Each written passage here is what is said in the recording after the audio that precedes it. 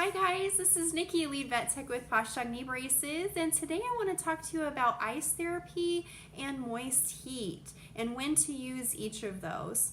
So when we've got an acute injury, ice wins. We want to use ice therapy first because we've got tissue swelling, we've got bleeding going on, and ice is a good vasoconstrictor. So it stops that blood supply to the area or slows it down so that we can slow down that bleeding and bruising. So when we're talking about ice therapy, I like to use something that's very pliable, not stiff and hard and uncomfortable. So this is a gel ice pack. It will never get too hard. It's nice and pliable and comfortable. I just pulled it out of the freezer, so it's nice and cold. You want to apply an ice pack for, I'd say, like 15 to 20 minutes, no more than that, and then give your dog a break of like 20 to 30 minutes, and then you can repeat that again if needed. And do that 2 to 3 times a day for the first week or so after an injury. It really helps, like I said, with pain initially, getting that swelling down. So it's really important not to do too much moist heat when we first injure, because heat will vasodilate, so it opens those veins, and that's not what we want to do when we've got swelling in an initial injury. So make sure that you want to use ice for the first couple weeks, and then we transition to moist heat. Now when you're applying your ice pack, another tip, I want you to wrap that ice pack in a wet washcloth that's with warm water. So get a washcloth with warm water, wrap it around your ice pack, and then put it on your puppy. So this goes gradual from warm to cold. It's not just an icy shock to your dog, and he'll appreciate that better for you.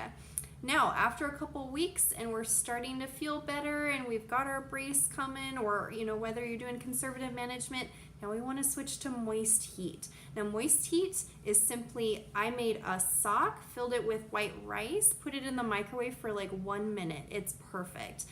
You can buy these at Walmart for like $20, but it's free. Most people have a sock and some rice at home. So again, 1 minute in the microwave, wrap it in a towel just to make sure we're not getting it too hot. I always check it first on myself to make sure we don't want to burn anything. But it's really important. There is a difference between moist heat and dry heat. Moist heat penetrates the tissues at the same temperature level as dry heat does, much better. So it gets better, deeper penetration into those tissues. It really gets to work. It opens up and vasodilates the area so that our supplements can get in the area as well. So the tricky part about knees is there's not a great blood supply, especially to the meniscus. We just don't have a great blood supply to the knee. So it's great to do moist heat. I want to do it for about, same thing, 20 minutes, 2 to 3 times daily, repeating as needed.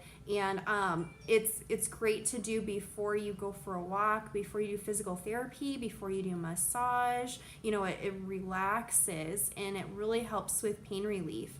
Now, what's important with moist heat is I want you to continue this for up to 12 months. I don't want you to stop, because your dog is feeling better, because scar tissue, again, takes up to a year to form. And while it's forming, it's really important to do that moist heat at least a couple of times a day. I do it before walks just to make sure, things are nice and soft, and then I can do my massage.